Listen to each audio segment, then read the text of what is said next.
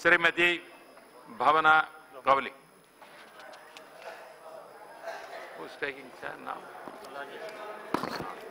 धन्यवाद उपाध्यक्ष जी, आपने मुझे बोलने का मौका दिया।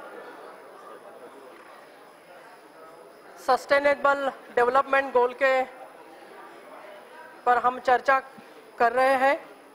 जो चर्चा अनुराग जी ने उठाई थी, शुरुआत की थी, स्वास्थ्य संबंधित ये हमारी चर्चा है। हमारे स्पीकर मैडम ने हर सेशन में एक विषय लेके उस पर चर्चा करने की बात बोली है। आज स्वास्थ्य के विषय में देखा जाए तो एसडीजी में भारत का स्थान 188 में से 143 पर है। यह गंभीर बात हमारे लिए है। आज भारत के स्वास्थ्य के ऊपर जो खर्चा होता है उसमें 184 देशों में से 178वें स्थान पर आज भारत है। निम्न आय वाले जो देश है बांग्लादेश, नेपाल, श्रीलंका, इसमें से इन देशों में से भी हम पीछे हैं। आज जीडीपी के 3% खर्चा स्वास्थ्य के ऊपर चाइना खर्च करता है। अमेरिका में 8.3 ये खर्चा होता है, जबकि ब्रिटेन में हम देखें तो 9.6% पर वो पहुंचे हैं।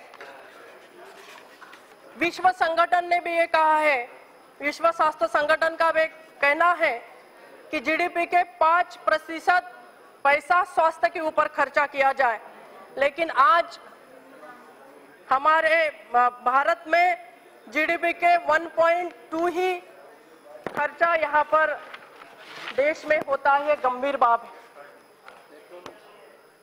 उपसभापति जी, हम नई स्वास्थ्य नीति लाने जा रहे हैं और कैबिनेट ने भी उसे मंजूरी दी है। दोनों सदनों में भी ये विधेयक पेश किया गया है। 2002 में इस नीति को बनाया गया था और 2016 में इस नीति को फिर से लाया गया है।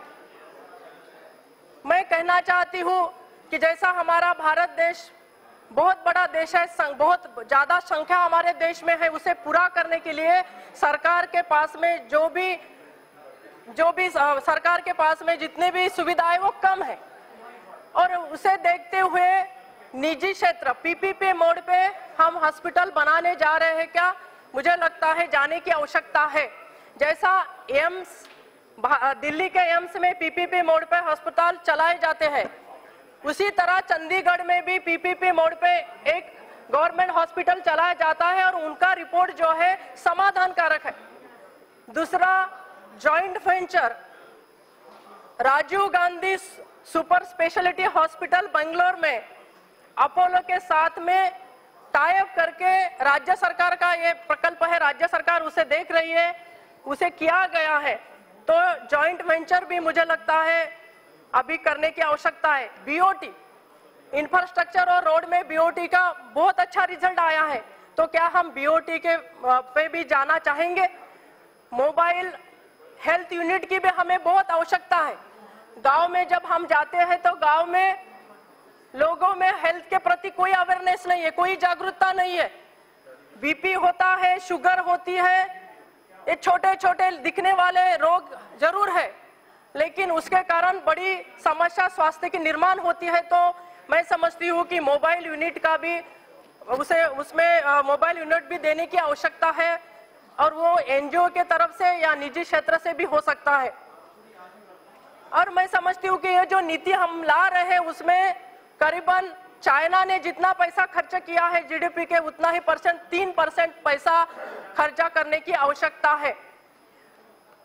टेलीमेडिसिन को भी बढ़ावा देने की आवश्यकता है, ऐसा मैं समझती हूँ। जैसा हम देखते हैं कि जिला हॉस्पिटल में हमें सुविधा मिलती है पर भी वो पूरी नहीं मिल पाती स्वास्थ्य की सुविधा, इसलिए जो शहरों में एम्स जैसे हॉस्पिटल है, जैसे मुंबई में हम जे देखेंगे, टाटा देखेंगे, वहां पर जितने लोग आते हैं, बड़ी संख्या में लोग स्वास्थ्य की सुविधा के लिए आते हैं, लेकिन गांव में उतनी सुविधा, डिस्ट्रिक्ट लेवल पे हॉस्पिटल में सुविधा सभापति जी नहीं मिल पाती है। तो इसके लिए हमें टेलीमेडिसिन की भी आवश्यकता है, उसे भी सरकार अपनी नीति में समाविष्ट करने जा रही है क्या?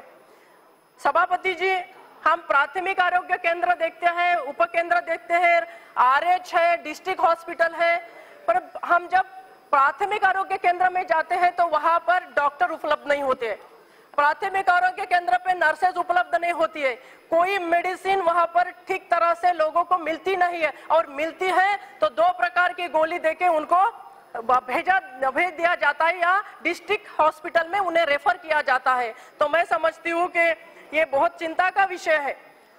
मेरा एक सुझाव है कि हम अगर ब्लॉक लेवल पर RH जो है हमारा ग्रामीण रुग्णालय जो है उसे पूरा फैसिलिट करके, अगर 40 किलोमीटर का वो ब्लॉक होता है या 60 किलोमीटर का वो ब्लॉक होता है, वहाँ के पेशेंट लाने के लिए एम्बुलेंस सेवा हम शुरू कर सकते हैं, और वो एम्बुलेंस सेवा के माध्यम से वो ब्लॉक लेवल पर पेशेंट पहुंचेंगे और उन्हें पूरी सुविधा वहाँ पर ब्लॉक लेवल पर ही मिलेगी, उन्हें डिस्ट्रिक्ट पर भी जाने का काम नहीं पड़ेगा। और दूसरी बात है कि PSC का हम जो 6-6 करोड़ दे के हम PSC का निर्माण करते हैं, लेकिन डॉक्टर ना होने के कारण वो PSC में मुझे लगता है कि कोई फायदा हमारे ग्रामीणों को होता हुआ नहीं दिख रहा है। डॉक्टर की संख्या कमी है हमारे यहाँ। आज हम देखें तो 55,000 MBBS सीट्स है और 25,000 PG की सीट्स है, पर मैं समझती हूँ कि यह पर्याप्त नहीं है। जैसा कि मेडिकल काउंसिल है या डेंटल काउंसिल है, नर्सिंग काउंसिल है, इनके माध्यम से निजी कॉलेज को हम परमिशन देते हैं, लेकिन अध्यक्ष जी, उपसभापति जी, मैं कहना चाहूंगी कि ये काउंसिल जो खास करके मेडिकल काउंसिल है उस पर गवर्नमेंट का कोई ज्यादा प्रभाव है या कोई उसे उनको ठीक तरह से चलाने के लिए जितना कंट्रोल होना चाहिए मैं समझती हूँ वो नहीं है। आज निजी कॉलेज के माध्यम से भी हम बहुत अच्छी स्वास्थ्य की सुविधा यहाँ पर हमारे देश के बच्चों को पढ़ाने का काम भी कर रहे हैं और वहाँ पर लोगों को हेल्थ की सुविधा भी दे रहे हैं, लेकिन NRI का 15% का कोटा सरकार निजी कॉलेजेस का बंद करने का यहाँ पर प्रयास हो रहा है या बंद कर रही है, तो उसको बंद किया ना जाए, ये भी मैं यहाँ पर कहना चाहूंगी।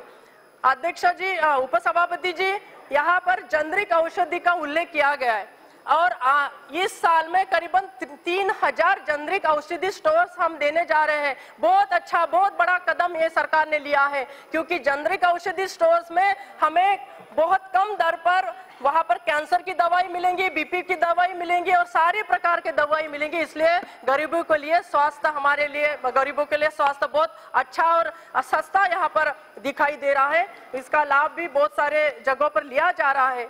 ये बहुत अच्छा कदम यहाँ पर सरकार ने उठाया है। आयुष डिपार्टमेंट के बारे में यहाँ पर मैं बोलूंगी, जो मंत्रालय फैमिली वेलफेयर में था उसे अलग करा दिया गया है, क्योंकि आयुर्वेद है हमारा परंपरागत औषधि है, हमारा आयुर्वेदिक से माध्यम से अच्छा स्वास्थ्य बनाने की कोशिश करते हैं और ये परंपरागत है, इसलिए इसको भी बढ़ावा देने की आवश्यकता है। विशेष करके योगा को बढ़ावा देने का काम हमारे प्रधानमंत्री जी नरेंद्र जी भाई मोदी जी ने खुद किया है। जब भी यहाँ पर जो भी योगा के शिविर होते थे उस शिविरों में वो खुद गए। अगर हम आयुर्वेद का उपयोग करेंगे, योगा का उपयोग करेंगे, तो हमारे पास में सालों साल तक कोई बीमारी ही नहीं भटकेगी। इस प्रकार से इसका बहुत अच्छा उपयोग होने की आवश्यकता है।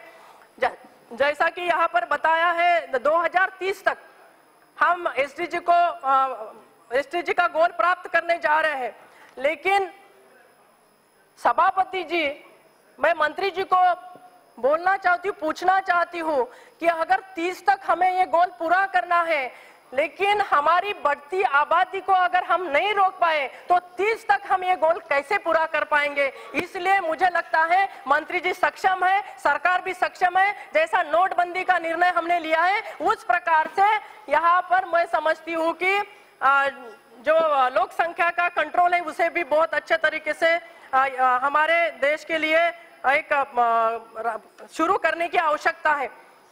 अध्यक्षा जी, उपसभापति जी, मैं मंत्री जी से ये भी पूछना चाहती हूँ कि जैसा गर्भवती महिला जो होती है वो 12 मिनट में एक गर्भवती महिला की मौत हो रही है क्योंकि उसे पूरी जो सुविधा होती है वो नहीं मिल पा रही है। 5 साल के जो बच्चे हैं वो 1 मिनट में करीबन बच्चे जो है वो भी मर रहे हैं, तो उनके लिए भी बहुत अच्छी सुविधा करने की आवश्यकता है, ये मैं समझती हूँ। बाकी जो भी योजनाएं यहाँ पर हमारी चल रही है, पंतप्रधान स्वास्थ्य योजना है और बहुत सी जननी सुरक्षा योजना है, बहुत अच्छे से चल रहा है। टीबी का प्रोग्राम देखिए, आपका पल्स पोलियो का प्रोग्राम देखिए, बहुत अच्छे से आप देखिए, पोलियो का कोई बच्चा हमें नजर नहीं आता, इतनी अच्छी ये मुहिम छेड़ी गई है। लेकिन हम शिक्षा में बच्चों को ये सारी, हमारे एजुकेशन में बच्चों को अगर ये सारी बातें हम बताएं तो मुझे लगता है कि स्वास्थ्य के ऊपर बहुत अच्छा असर पड़ेगा, बच्चे जल्दी सीखते हैं। इसलिए हमारे शिक्षा में स्वास्थ्य का महत्व का बहुत ज्यादा